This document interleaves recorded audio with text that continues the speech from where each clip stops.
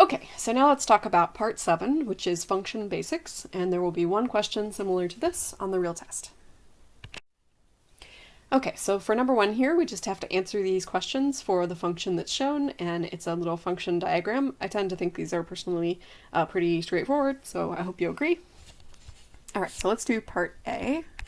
So the function, we can see here from the diagram that the domain is the set A, which consists of the elements 4, 6, 8, and 10. So that's the domain. Part B, the codomain. So the codomain is that whole set that's on the right, regardless of whether the elements were actually reached or not. So the codomain is B, which is P, Q, R, S, and T. Okay, part C, the range. So the range is actually only the elements that are outputs of the function. So the range is only going to be the ones that the arrows go to. So that's going to be Q and T. Okay, part D, what is f of 8? So f of 8, you just follow the arrow from 8 and it goes to T. So that's T. Okay, part E, what is f of 6, 8, the set containing 6, 8? So for that, you just want to look at where both 6 and 8 went to, and just use that, and then write it as a set. Okay, so this is going to be, so basically it's the set containing f of 6 and f of 8. So that's going to be Q and T. Okay. And then for the next one, part F, what is f inverse of the set containing Q? Or in other words, what is the inverse image of the set containing Q? So for this, you want to look backwards from Q. So you want to look back from Q to wherever Q came from. Okay, so along these lines here. So Q could have come from 4 or from 6 or from 10. So the inverse image of the set containing Q is going to be those 3 elements in the domain, 4, 6, and 10, that all map to Q. Does that make sense? I hope. Okay, so part G, is f 1-to-1? So 1-to-1 means that different inputs always have different outputs. Or another way to say it is that any output only has one input. Okay, so if you get the same output, then you must have had the same input. But this is definitely not the case, because, for example, f of 4 and f of 6 are the same, which is not something that would happen if it were 1-to-1. Okay, so for H, onto. So onto means that you hit every element in the codomain, which is definitely not true. So for example, P, R, and S are never reached. Okay, and then finally for part I, if either of your answers to G or H was no, then this is also going to be a no, because a 1-to-1 correspondence is a function that is both 1-to-1 and onto. So that's a no. All right, so let's look at the second one here. So it's exactly the same questions, just a different function. So part A, the domain is going to be capital P, which consists of A, B, C, and D. Part B, the codomain, is capital Q, which consists of 1, 2, 3, and 4. Part C, the range. So that's only the elements that you actually hit, but that is in fact everything, so it's all of Q. So 1, 2, 3, and 4 again. Part D, what is G of B? So you just follow the arrow from B to 1, so that's 1. Part E, so G of the set containing C and D. So again, that's just the set containing the image of C and the image of D. So the output for C is 2, and then the output for D is 4, so that's 2 and 4. Okay, and then part F, what is the inverse image of the set containing 1 and 2? So what you want to answer here is all of the elements that would either produce 1 or 2. Okay, so the element that produces 1 is going to come from B. So you just look along that arrow from B to 1 and you get B. And then the element that produces 2 is going to be C. So you're just looking back from 2 to C. So that's that. And then part G, is G 1 to 1? So in this case, yes, every input produces a different output. We don't have any arrow heads touching the same dot on the right. Okay, so every arrow goes to a different output. So this is yes. And then part H is G onto, and again this is yes, we did reach everything in the codomain with an arrow. And then so for part I, since we got yes and yes, this will also be a yes. It is a one-to-one correspondence. Okay, number 3, same questions. So part A, the domain. So the domain is that big blob on the left, which is called V, and that consists of I, J, K, and N. Part B, the codomain, that is the blob on the right, and that is W, which is just P, Q, and T. Okay, part C, what is the range of H? So the range is everything that you hit with the arrows, and that is, in this case, it's everything. So that's all of W. Okay, part D, what is H of J? So you just follow the arrow from J over to Q. Part E, what is H of the set containing J and K?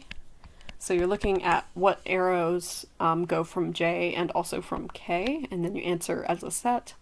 So that is going to be Q and T. Part F, what is H inverse, or the inverse image of Q and T, that set? So this time you're looking back along all of the arrows that went to either Q or to T. So this is going to give us J and K and also N. So J goes to Q, K goes to T, and N goes to Q. So that is F. Part G is H 1 to 1. So this is going to be a no, and the reason there is because H of J is the same as H of N. So J and N are two different elements, but they have the same output, so that's not allowed. Onto, yes, this is onto. We did hit everything in the codomain. And then part I, this is going to be no, because we got a no for part G. Okay, part 8, the last part. So this is 1-to-1 and onto proofs, and there will be one question similar to this on the real test. Okay, so let's look at number 1 here. So for all of these, what you have to do is, for the function that's given, you have to figure out whether it's 1-to-1 and then prove that, and then you also have to figure out whether it's onto and then prove that. Whether the answer is yes or no, you have to prove it. So this will be helped immensely if you have a graph. So if you don't have a graphing calculator, just go to desmos.com, desmos.com, and you can just type in the equation like y equals 4x plus 5 or f of x equals 4x plus 5 and graph that. Now keep in mind that's only going to work if you have the domain being the reals or some subset of the reals. There's not like an automatic way to graph with the domain being the integers, but I'll show you what to do when we get to the ones like that. So for this one, it's just a line, as you can see, and what you can also see is that with a line like this one, every x value has a different y value, so there's no y value that has more than one x value. And then also every y value, the line will eventually reach that y value. So that means that the answer for both of these is yes. So those are both yes. So let's go ahead and we'll prove part A, and then I'll do B on the next slide. So part A, so we are going to prove that f is 1-to-1.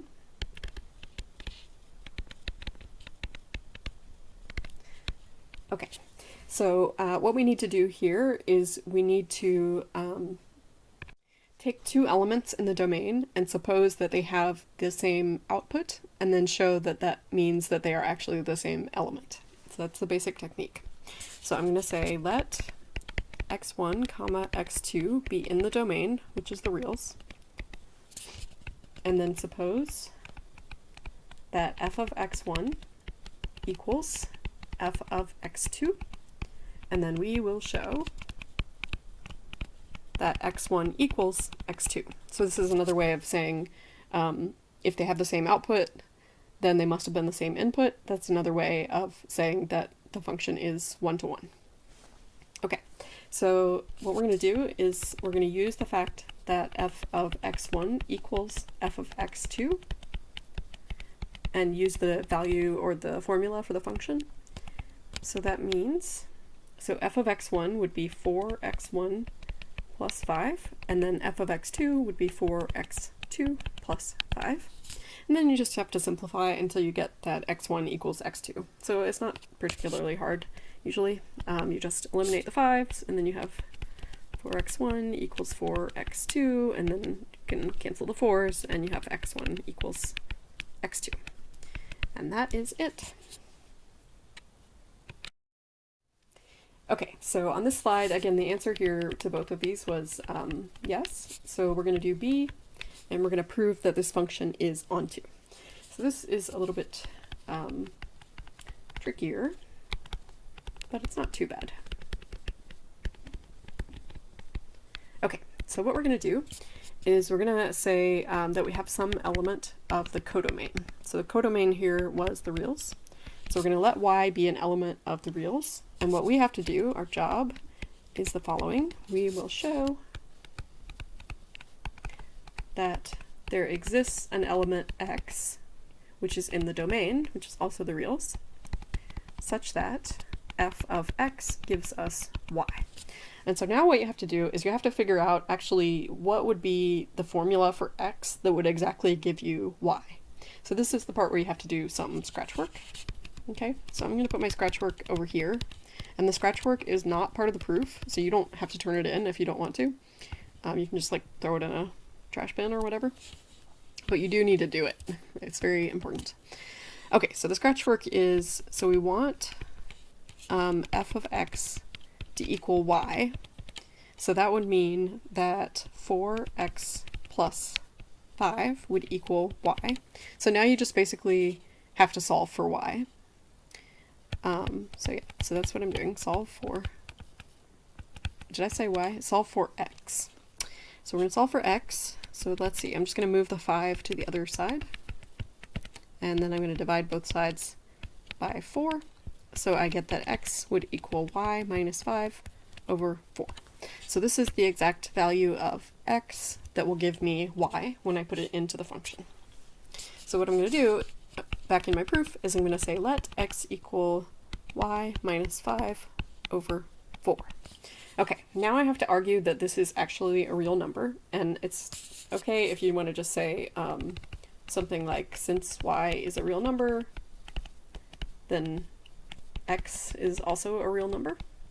That's fine. You do need to at least mention that x will be in the domain, since that's the whole point of proving that it's onto, is to show that you can find something in the domain that produces the output you want. Okay, so we've done that part, and now we just need to show that f of x does equal y. So I'll just say and f of x equals f of y minus 5 over 4, which is going to be 4 times y minus 5 over 4 plus 5. And now just simplify this until you have y. So first thing, I'm just going to cancel those. So then I have y minus 5 plus 5, and then I'm going to cancel those. So I have y. And that is it. Okay, so now let's look at number 2. So number 2, it's exactly the same formula, but the domain and the codomain are different, and that makes all the difference. So this one, it'll be a little harder for you to graph it on Desmos, but you could certainly do this one with a graph by hand. It's not too difficult, I think. So here I just plugged in -2, and then -1, and then 0, and then 1, and then 2, and I used a table in Desmos to do it, but you could certainly do it by hand. So what we want to think about here in terms of whether the function is one-to-one is there any y value that has two different x values? And it's not the case, right? Like there's no y value that has two different x values that produce it. So the answer to A here is going to be yes. Okay, but what about the answer to B? So is the function onto? In other words, is every integer an output of this function? And the answer there is definitely no, because you can see right from the graph that there's a whole bunch of integers that are being skipped, right? Like 4 is being skipped, 3 is being skipped, 2 is being skipped. So these are skipped. Okay, so this is not an onto function.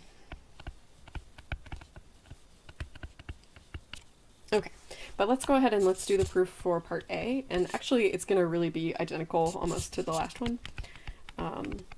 So proof that, not F, it is G, is one-to-one.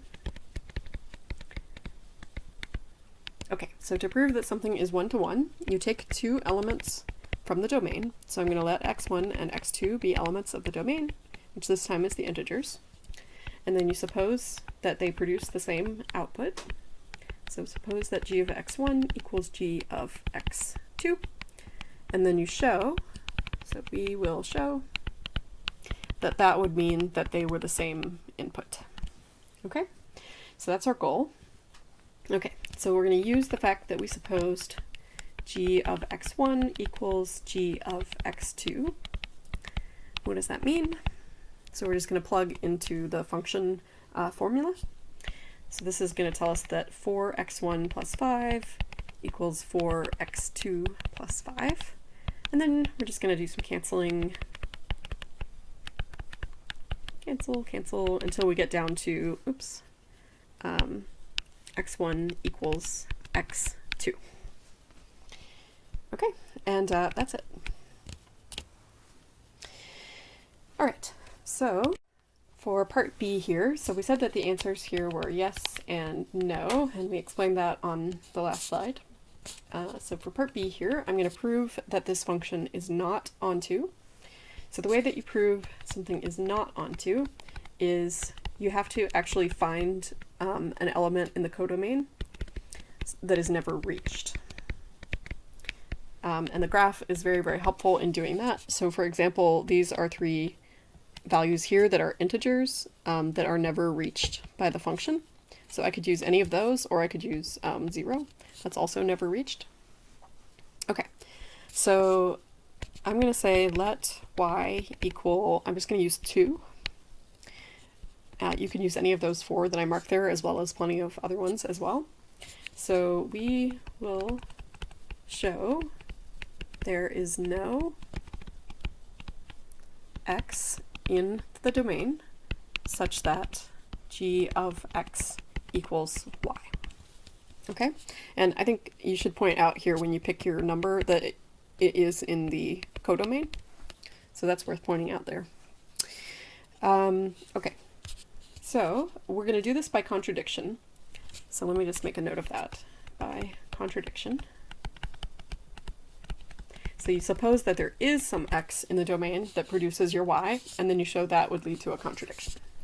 Okay, so suppose there is x in the domain, Z, such that g of x equals y.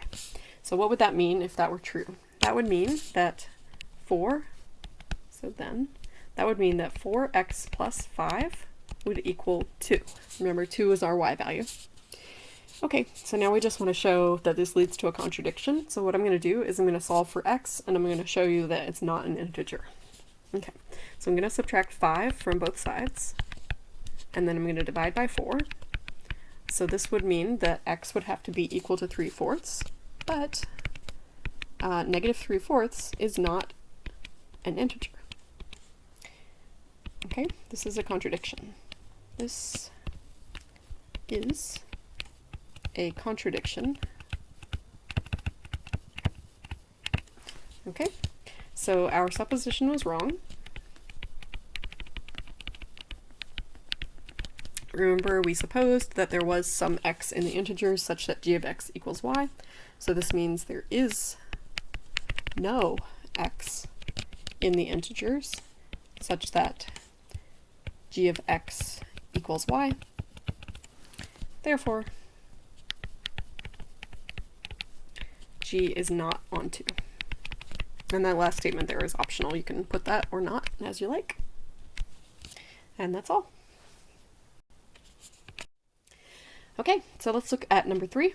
So this function is from, be careful here, it's not from the reals to the reals, it's from the positive real numbers to the positive real numbers. So we're really only looking at this part of the graph here, that's r plus, not including 0. Okay, so determine whether the function is 1-to-1 and determine whether it is onto. So this is not going to be 1-to-1 because, for example, there's lots of different y values here that have 2 x values, right? Like if I look at y equals 5, there's 2 different x values here. So this is 2 different x values. So this is not 1-to-1. So the answer here is no. And then what about whether the function is onto? So do we reach every element in the codomain? Is there a way to find that every positive real number is equal to x squared for some value of x? So in this case, the answer is yes. If we had been talking about the real numbers, it would have been false. But since we're talking about the positive real numbers, the answer is yes. We will reach every positive real number with this graph. So every y that is positive will eventually be reached by the graph. I hope you can see that from the graph yourself. Okay, so let us go over the proof for part A here. So what you need to do when you're proving that a function is not 1-to-1 is the following.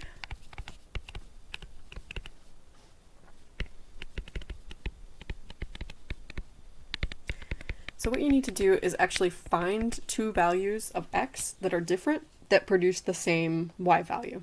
And I think in this case, because it's just x squared, it's not very hard to think of that, but in some cases you might need to try to find a y value and then solve for the x values, and I'll show you that in one of the later examples.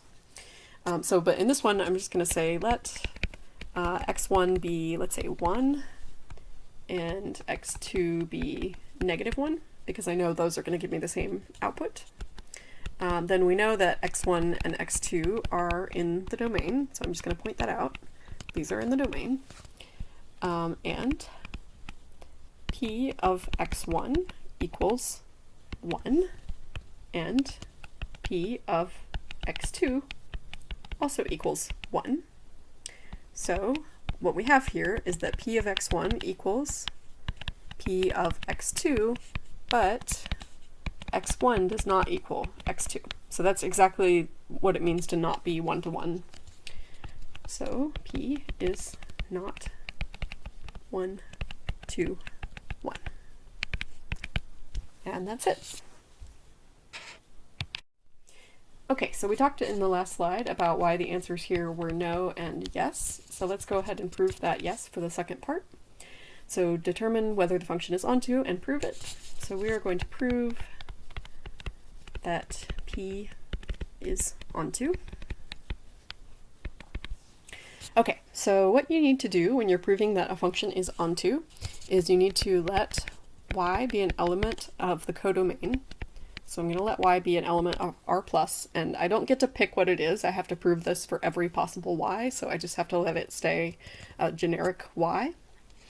And now what I need to do is show the following. So we will show there exists an x in the domain, which is r plus, such that p of x gives us y. Okay, so how am I going to find this x that I need to show exists? So this is the point where you need to do some scratch work. Scratch work. So I'm going to put this in a bubble over here so that you don't get it twisted and think that this is part of the proof, because this is not part of the proof, but it is necessary for the proof. Okay, so scratch work. So what we want is for p of x to equal y. Okay, so for p of x to equal y, that would mean that x squared equals y. And now I'm going to solve for x. Okay, so this is not very hard to solve. So whenever I have an equation like this, x will be plus or minus square root of y. Now keep in mind here though that your minus one is not going to work because our domain is the positive real numbers. So we need x to be in the positive reals. So we're just going to use x equals the positive version of the square root of y. Okay, so that's our scratch work. So coming back to our proof, I'm going to let x be the square root of y. Okay, and then since y is in the positive reals, that tells me that x is going to be in the positive reals as well. Okay, so square root of any real positive number will also be a real positive number. So it's important to argue that x is actually going to be in the domain. And then the other important part is that x produces y as an output. So let's show that now. So p of x will be p of square root of y, which will be, if we plug it into the formula, this, which is y. Okay, and that is it. Okay, let's look at number 4 here. So number 4 is a little bit trickier, but this is another one on the reals, so you can do a graph using Desmos. So let's talk about whether this function is one-to-one. I hope you can see from the graph already that it is not one-to-one. So for example, if we look at the y value of, this looks like 0.2, this is a y value that has two different x values, right here and right here. So y equals 0.2 has two x vals, so not 1, 2, 1. So the answer here is no. And then what about onto? I think, and I hope that you can see that there are a ton of real numbers that are never reached as y values by this function, so this is also no. Okay, so let's first prove that q is not one-to-one. Okay, so to prove that a function is not one-to-one, what I need to do is actually find two x values that are in the domain that produce the same y value.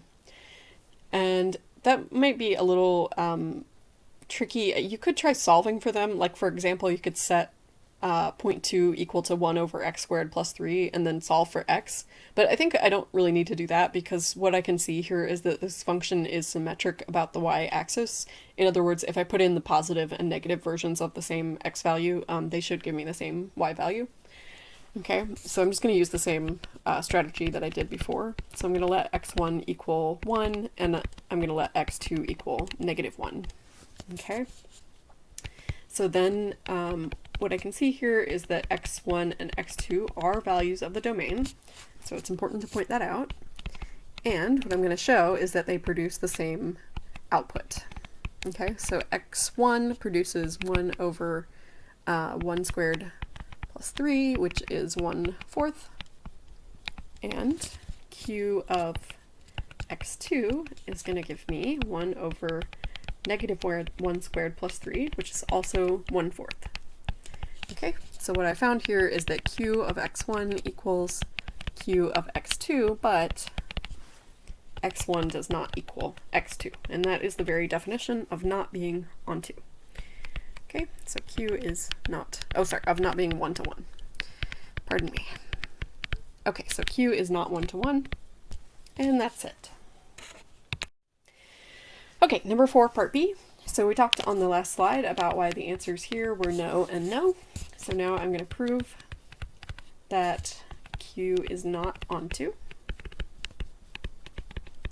Okay, so all you have to do to prove that a function is not onto is you have to find some value that it never reaches, a y value that it never reaches. So I think y equals 1 is a value that is never reached. Any negative value would work as well. Okay, so I'm going to let y equal 1, which is in the domain. So you need to, it is in the codomain. So that's a good thing to point out there, that your y that you picked is in the codomain. Okay, so we will show there is no x in the domain such that q of x equals y by contradiction. So that's our strategy. Okay, so in order to show there is no x that produces this y, we suppose that there is one, and then we'll find a contradiction. So suppose there does exist x in the reals such that q of x equals y. Okay, so what would that mean? Well, q of x is 1 over x squared plus 3, and y is chosen to be 1 in this case. Okay, so let's see if we can get a contradiction from this. So I'm just going to multiply both sides by x squared plus 3. So that's going to give me 1 equals x squared plus 3. And then I'm going to subtract 3 from both sides. So I'm going to get negative 2 equals x squared. Okay, so here's my contradiction right here. But there is no real x such that x squared is negative. Okay, that's a contradiction. So I assumed that x was a real number, but then I found that its square was negative. That is not a thing that happens with real numbers. Okay, so this is a contradiction. So that means our supposition was wrong.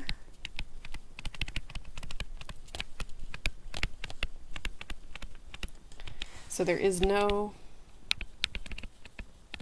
x in the reals such that q of x equals y. So q is not onto.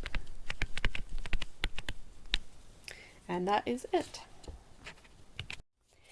Okay, last problem. So this one, the domain and the codomain are the integers again. So this is maybe going to be a little tricky for you to graph on Desmos. I did it using a table, but you could certainly graph this one by hand, I think without too much trouble. Okay, so is this function one-to-one? So for example, we can see, looking at this graph here, that there are multiple y values. In fact, every y value has multiple x values. So y equals 3 has at least 3 different x values. So this is not one-to-one. Okay, and you can see that at lots of other y values as well. So the answer to the first part is no. And then is this function onto? I hope you can see that, for example, 7, 8, and 9, and 10, and anything higher are never reached. So this is not onto. Okay, so the answer to both of these is no. And let's go ahead and prove this for part A. So proof that H is not one-to-one. Okay, so all you have to do when you're proving that a function is not one-to-one is just find 2 different x values that give you the same y value.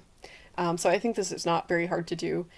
You don't even really need the graph to do it. You just need to think of 2 integers that are the same when you do mod 7. Remember, mod 7 is the remainder after long division by 7. So for example, I can let x1 equal 0 and x2 equal 7. Okay, so those are both things that are in the domain. So those are both in Z. I'll put this in a little cloud over here. Then h of x1, which is h of 0, so that's the remainder after long division by 7 of 0, so that's going to be 0. And h of x2, which is h of 7, so the remainder of 7 after long division by 7 is also going to be 0. Okay, so what you see here is that h of x1 equals h of x2, but x1 does not equal x2. So that's the very definition of not being one-to-one. So h is not 1, 2, 1. Okay, now let's look at part B. So we talked on the last slide about why the answers here were no and no. So we're going to prove here in part B that H is not onto. Okay. So let us go over this. So all we need to do to prove that H is not onto is pick a y value that is never reached by this function. So a y value that would never be reached, for example, would be 10.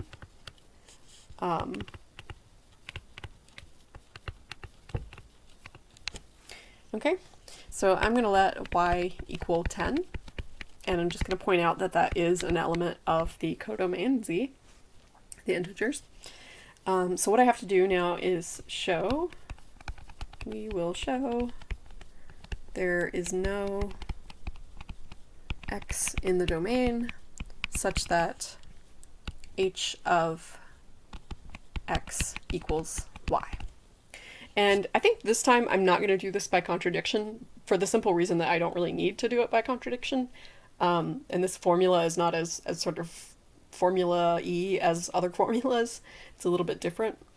So what I'd like to do here is just argue that we never achieve 10 because 10 is not a remainder that you can get after long division by 7. So that's what I'm going to do. I'm just going to point that out. So m mod 7 is the remainder of m after long division by 7. Okay, 10 cannot be a remainder after long division by 7 because it's too big.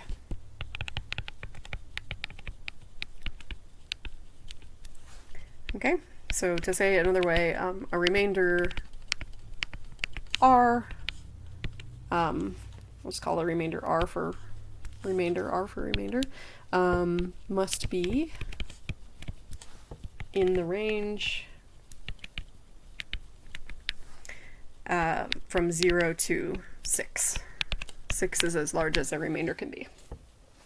Okay, so H is not onto. And that is it.